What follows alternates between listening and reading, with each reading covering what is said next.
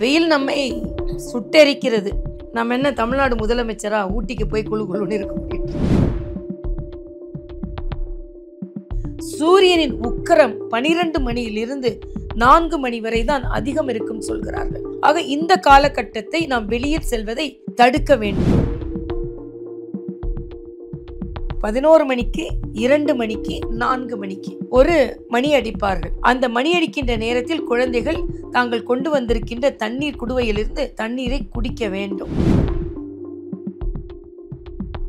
மிக மிக உயர்வான ஒரு உணவு பதார்த்தத்தை உங்களுக்கு சொல்ல போகிறேன். அதுதான் வெயில் நம்மை சுட்டெரிக்கிறது. வெளியே செல்லவே முடியவில்லை. வேர்வை நம்மை விறுவிறுக்க வைக்கிறது. நம்ம என்ன தமிழ்நாடு முதலமைச்சரா ஊட்டிக்கு போய் குழு குழுன்னு இருக்க முடியும்? இல்லை, முடியாது. நம்ம வேலையை பார்த்து கொண்டு தான் இருக்கணும்.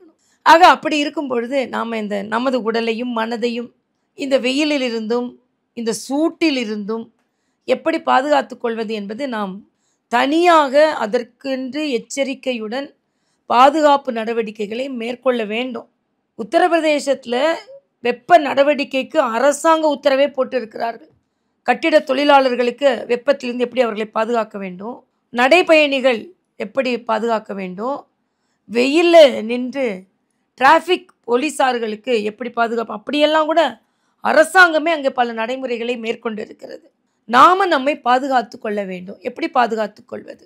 மழை வந்ததுன்னா உடனே நமக்கு தெரியும், ஸ்வெட்டரை போட்டுக்கிறோம், குளிருக்கு கொடையை பிடிச்சிக்கிறோம். ஆனால் வெயில்னா நம்ம அதை உதாசீனப்படுத்திடுறோம். மழைக்கு எப்படி இப்படிப்பட்ட சில நடவடிக்கைகள் தேவையோ அதே போல் வெயிலுக்கும் இப்படிப்பட்ட சில நடவடிக்கைகள் தேவை. குளிர் அதிகமாக இருக்குன்னு நம்ம உடம்புல இருந்து சூடு வெளியே போயிடக்கூடாது அப்படின்றதுக்காக ஸ்வெட்டரை போட்டுக்கிறோம். அதே மாதிரி சூடு அதிகமாக வெளியே இருந்து நம்மை தாக்கிவிடக்கூடாது என்பதற்காக பருத்தி ஆடைகளை அணிந்து கொள்ள வேண்டும். அது மட்டுமல்ல, இறுக்கமான ஆடைகளை அணியாமல் இலகுவாக லூஸான ஆடைகளை அணிய வேண்டும். அது மட்டுமல்ல, ஒரு மாற்றம் என்ன என்றால், நீங்கள் பார்த்தீங்கன்னா ஸ்வெட்டர் எல்லாமே அடர் நிலத்தில் இருக்கும். ஏனென்றால் குளிரை வெளியே விடாமல் இருப்பதற்கு. அதே மாதிரி தான் நம்ம கருப்பு குடை என்று பிடிக்கிறோம் அல்லவா, அது குளிர்காலத்தில் பிடிக்க வேண்டிய குடை. அதனால்தான் ஆங்கிலேயன் கருப்பு குடைகளை நமக்கு உருவாக்கி கொடுத்து கொண்டு போனான். ஏனென்றால் அவன் குளிர்காலத்தில் தன்னை பாதுகாப்பதற்காகவே பயணப்பட்டவன். ஆனால் நாம் பிடிக்க வேண்டிய குடை வெள்ளை குடை. வெள்ளை குடை என்பது அதுதான் நம்ம கேட்டு வாங்கணும். இல்லைன்றால் வெளிர் நிற குடைகளை பயன்படுத்தலாம். ஏனென்றால் சூரிய ஒளி வந்து உள்ளே கிரகிக்கப்படாமல் அப்படியே வெளியே திருப்பி அனுப்பப்பட்டுவிடும். அதனால் பிடித்தவர்களுக்கு உள்ளே குழு குழு என்று இருக்கும். சூரிய கதிர்கள் அந்த குடையில் பட்டு அது வெளியே அனுப்பப்பட்டுவிடும். கருப்பு குடையாக இருந்தால் அது கிரகித்து உள்ளே அனுப்பும். இது பல பேருக்கு நமக்கு தெரிகிறது இல்லை. ஆக கொடை பிடிப்பதில் கூட எண்ணமும் இருக்கிறது, வண்ணமும் இருக்கிறது என்பதை நாம் புரிந்து கொள்ள வேண்டும். குடை தயாரிப்பாளர்கள் கூட தயவு செய்து வெண்குடைகளை அதிகமாக உற்பத்தி செய்ய வேண்டும் என்பது எனது கருத்து. மழைக்காக கருப்பு கொடை, வெயிலுக்காக வெண்குடைகள், நிறக்குடைகள். எப்படி வெளிர் நிறம் குடைகளில் இருக்க வேண்டும் என்று நாம் நினைக்கிறோமோ அதே போல உடைகளிலும் வெளிர் நிறங்கள் இருக்க வேண்டும். குடையும் வெளிர் நிறமாக இருக்க வேண்டும், உடையும் வெளிர் நிறமாக இருக்க வேண்டும். வெளிர் நிறமான உடைகள் தான் அதே மாதிரி சூரிய கதிர்களை உள்ளே இழுக்காமல் வெளியே அனுப்பி நம் உடலை பாதுகாப்பாக வைத்திருக்கோம். கதர் ஆடைகளையோ கைத்தறி ஆடைகளையோ உடுத்த வேண்டும் என்று நாம் சொல்கிறோம் என்றால், உடல் இந்த சூட்டினால் அதிக வியர்வையை நமக்கு வெளிக்கொணரும். ஆக வியர்வை வெளிக்கொணரும் பொழுது அந்த உறிஞ்சுத்தன்மை இல்லாத சில்க், பட்டு போன்ற உடைகளை நாம் போட்டோம் என்றால் அது கசகச என்ற ஒரு சூழ்நிலை ஏற்படுத்தி உடலில் சரும நோய்கள் அதிகமாக வருவதற்கு காரணமாகிவிடும். ஏனென்றால் ஈரப்பதத்தன்மை உடைக்கும் தோலுக்கும் நடுவில் இருந்து கொண்டிருந்தால் அது சருமத்தில் பல வியாதிகளை, ஃபங்கல் இன்ஃபெக்ஷன், பாக்டீரியல் இன்ஃபெக்ஷன், இன்னும் சொன்னால் கட்டிகள், நிழற்கட்டிகள், இவை போன்ற எல்லாம் வருவதற்கு வாய்ப்பு இருக்கும். அதனால் அதற்கு வாய்ப்பை கொடுக்காமல் நாம் உறிஞ்சும் தன்மை உள்ள பருத்தி ஆடைகளை அதிகம் அணிந்து கொள்ள வேண்டும். இன்னொன்று, பருத்தி ஆடைகளை அணியும் பொழுது வேர்வையும் உருவாக்குவதும் குறைவாக இருக்கும்.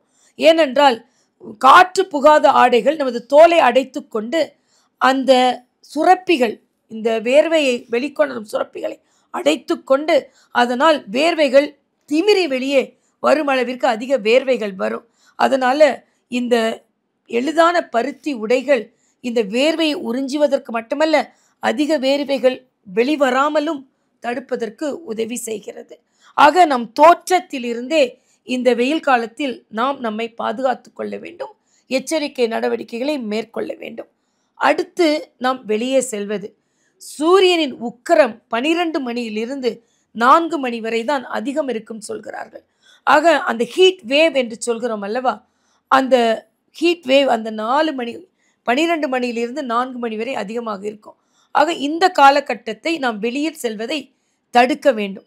வீட்டில் இருக்கும்போது எப்படி இருக்கணும்? நிறைய பேர் நினைக்கிறாங்க ஜன்னலெல்லாம் திறந்து போட்டுட்டு இருக்கணும்னு. இல்லை, வெயில் நேரத்தில் ஜன்னலை திறந்து போடக்கூடாது. வெயில் நேரத்தில் ஜன்னலை மூடிக்கொண்டு தான் இருக்க வேண்டும். அப்பொழுதுதான் வெளியே இருக்கின்ற வெப்பம் உள்ளே வராமல் நம் வீட்டில் உள்ள அந்த குளிர்தன்மை அப்படியே இருக்கும். 6 மணிக்கு மேலே ஜன்னல்களை திறந்து விடலாம். ஏனென்றால் வெளியில் குளிர்காற்று வீச ஆரம்பிக்கும் பொழுது அந்த குளிர்காற்று உள்ளே வந்துவிடும். ஆனால் நமக்குள்ள பிரச்சனை கொசுவும் சேர்ந்து உள்ளே வந்துடும். ஆக அதற்காகவும் நாம் ப்ரிகாஷனாக இருக்கணும், முன்னெச்சரிக்கை நடவடிக்கையாக இருக்க வேண்டும். எப்போவுமே குளிர்சாதன வசதியோடு தான் இருக்கணுமா என்றால் இல்லை. நம்ம நாட்டில் பக்கத்தில் ஒரு வேப்ப மரத்தை வளர்த்தோம் என்றால் ஒரு விஞ்ஞான கணக்கு என்ன சொல்கிறது என்றால், ஒரு வேப்ப மரம் 4 ஏசியின் திறனை கொண்டது. 4 ஏசி போடுறதும் ஒன்று தான், ஒரு வேப்ப மரத்தின் காற்று நமக்கு ஜன்னல் அருகில் இருப்பதும் ஒன்று தான். ஆக அதிக மரங்களை நம்மை சுற்றி வளர்க்க வேண்டும். சரி, தண்ணி குடிக்கணும்னு சொல்கிறோம். எவ்வளவு தண்ணி குடிக்கணும்? இது எல்லாருக்குமே குழப்பமாக இருக்குது. சில பேரை பார்த்தீங்கன்னா ஒரு செம்பு தண்ணீர் வாங்கி கடன்னு குடிப்பாங்க. அதுக்கப்புறம் தண்ணியே குடிக்க மாட்டாங்க. அந்த குடிக்க தண்ணீர் சிறுநீராக வெளியேறிவிடும். அப்புறம் தண்ணிக்கு தத்தளித்து கொண்டு இருக்கும் இந்த உடம்பு. அதனால் சரியான இடைவெளிகளில் தண்ணீர் குடிக்க வேண்டும். அதனால தான் புதுச்சேரி துணைநிலை ஆளுநராக இருக்கும் பொழுது குழந்தைகள் சரியான இடைவெளியில் தண்ணீர் குடிக்க வேண்டும் என்ற காரணத்திற்காக வாட்டர் பெல் என்று ஒன்றை வைத்திருந்தேன். தண்ணீர் மணி என்று ஒன்றை வைத்திருந்தேன். ஆக 11 மணிக்கு, 2 மணிக்கு, 4 மணிக்கு ஒரு மணி அடிப்பார்கள். அந்த மணி அடிக்கின்ற நேரத்தில் குழந்தைகள் தாங்கள் கொண்டு வந்திருக்கின்ற தண்ணீர் குடுவையிலிருந்து தண்ணீரை குடிக்க வேண்டும். ஆக நாம் இப்படி எச்சரிக்கை மணி ஒடுக்கவில்லை என்றால் இந்த குழந்தைகள் தண்ணீரே குடிக்காமல், அதுவும் ஆசிரியருக்கு பயந்து இடையில் தண்ணீர் குடித்தால் ஆசிரியர் திட்டுவார்கள் என்பதற்காக தண்ணீரே குடிக்காமல் காலையில் தண்ணீர் குடித்து கொண்டு போகின்ற குழந்தை வீட்டிற்கு வந்து தண்ணீர் குடிக்கும் பொழுது அவர்கள் வேர்வை முழுவதும் வெளியேறி, இன்னும் சொல்ல போனால் நீர் கடுப்பு என்ற யூரினரி இன்ஃபெக்ஷன் போன்ற குழந்தைகளுக்கு வந்து விடுகிறது. இது குழந்தைகளுக்கு மட்டுமல்ல, நமக்கும் இது எச்சரிக்கை மணி தான். குழந்தைகளுக்கு மணி அடித்து குடிக்க வைக்க முடியும், நமக்கு ஏன் மணி அடிக்கணும்? எச்சரிக்கை மணியின் மனதில் ஏற்றுக்கொண்டு குறிப்பிட்ட இடைவெளிகளில் நாம் தண்ணீரை அருந்த வேண்டும். அதே நேரத்தில் உடலில் யாருக்கோ வீக்கம் இருந்தாலோ, நமக்கு ஹார்ட் ஃபெயிலியர் என்று இருதயம் செயலிழந்த சூழ்நிலை இருந்தாலோ நாம் அதிக தண்ணீர் கொடுக்கக்கூடாது. அதே மாதிரி சிறுநீரக நோயாளிகள் எவ்வளவு அளவிட்டு குடிக்க வேண்டும் என்பதை மருத்துவரின் ஆலோசனை பின்புதான் குடிக்க வேண்டும். ஆக இத்தகைய நோய்வாய்ப்பட்டவர்கள் மருத்துவ ஆலோசனையோடு தண்ணீர் குடிக்க வேண்டும். ஆனால் மற்றவர்களுக்கு பிரச்சனை இல்லை. அதிக தண்ணீர் குடிக்க வேண்டும், இடைவெளியில் குடிக்க வேண்டும், ஒரு நாளைக்கு 2 to 3 லிட்டர் தண்ணீர் குடிக்க வேண்டும். அது மட்டுமல்ல, ஐஸ் வாட்டர் தான் குடிக்கணும்னு நினைக்கக்கூடாது. மிதமான தண்ணீர் குடித்தாலே போதும். ஐஸ் வாட்டர் ஏன் சில நேரங்களில் தவிர்க்கப்பட வேண்டும் என்றால், ஐஸ் வாட்டர் நமது தாகத்தின் தன்மையை குறைத்து நாம் வேண்டிய தண்ணீர் அளவே அதை குறைத்து விடுகிறது. நாம் கொஞ்சம் தண்ணீர் குடித்த உடனே தாகம் தீர்ந்து விடுகிறது. ஆனால் உடலுக்கு அதிக தேவையாக இருக்கும். ஆக உடலின் தாகத்தின் குறியீடை ஐஸ் தண்ணி குறைத்து விடுகிறது. அதனால் ஐஸ் தண்ணி குடிப்பதை தவிர்த்து நாம் வெதுவெதுப்பான தண்ணீரை குடிப்பது, நாம் ரூம் டெம்பரேச்சர் என்று சொல்வோம் அல்லவா, அந்த தண்ணீரை குடிப்பது தான் நல்லது என்பதையும் விஞ்ஞானம் நமக்கு உணர்த்துகிறது. மோர் அதிகமாக குடிக்க வேண்டும், அதுவும் நீர்மோர் அதிகமாக குடிக்க வேண்டும். குளிர் பானையில் வைத்த தண்ணீர் மிக நல்லது என்று சொல்கிறார்கள். ஏனென்றால் அந்த பானையில் உள்ள மெல்லிய துகள்கள் அது ஆக்சிஜனை உள்ளே இழுத்து அந்த தண்ணீர் உயிர்காற்றோடு ஆக்சிஜனோடு இருக்கும் என்று சொல்கிறார்கள். ஆனால் அந்த மண்பானையை நாம் மறந்து விடுகிறோம். குளிர்சாதன பெட்டியை நாம் வைத்து கொண்டிருக்கிறோம். குளிர்சாதன பெட்டியில் வருகின்ற குளிர்ச்சி செயற்கான குளிர்ச்சி, மண்பானையில் வருகின்ற குளிர்ச்சி ஆக்சிஜனை உள்ளே இழுத்து அதில் வரும் குளிர்ச்சி நம் நாட்டிற்கு, நம் உடம்பிற்கு தேவையான குளிர்ச்சி. அதனால்தான் இப்பொழுது பாட்டில்கள் கூட மண்ணில் செய்த பாட்டில்கள் வந்து விட்டது. கூஜாக்கள் கூட மண்ணில் செய்த கூஜாக்கள் வந்து விட்டது. அதனால் அந்த கூஜாக்களை நாம் பயன்படுத்த வேண்டும். ஏதோ மண் பாட்டில்களும் கூஜாக்களும் எளிமையானவை, அதனால் இவை ஆடம்பரமானவை அல்ல என்று நினைக்க வேண்டாம். அது நமக்கு ஆரோக்கியமானவை என்பதை உணர்ந்து கொள்ள வேண்டும். அதே மாதிரி உணவில் சாப்பிடும் பொழுது வெள்ளரிக்காய், சுரைக்காய், புடலங்காய் இவையெல்லாம் அதிக நீர்ச்சத்துள்ள காய்கறிகள். ஒரு நாள் புடலங்காய் வைத்து சாப்பிடலாம், ஒரு நாள் பீர்க்கங்காய் வைத்து சாப்பிடலாம், ஒரு நாள் வெள்ளரிக்காய் வைத்து சாப்பிடலாம். கீரைகள் அனைத்துமே நீர்ச்சத்து உள்ளவை. அதனால் நீர்ச்சத்து உள்ள கீரைகளை நாம் தினம் எடுத்துக்கொள்ளலாம். அதே மாதிரி தயிரிடம் சேர்ந்து காய்களை வெட்டி போட்டு அதை இடையில் இடையில் எடுத்துக்கொள்ளலாம். பழங்கள் என்று வரும்பொழுது எல்லா பழங்களுமே நமக்கு வெயில் நேரத்திற்கு ஏற்ற பழங்கள் அல்ல. தார்பூசணி பழங்கள் வெயிலுக்கு ஏற்ற பழங்கள், கிர்னி பழங்கள் வெயிலுக்கு ஏற்ற பழங்கள்.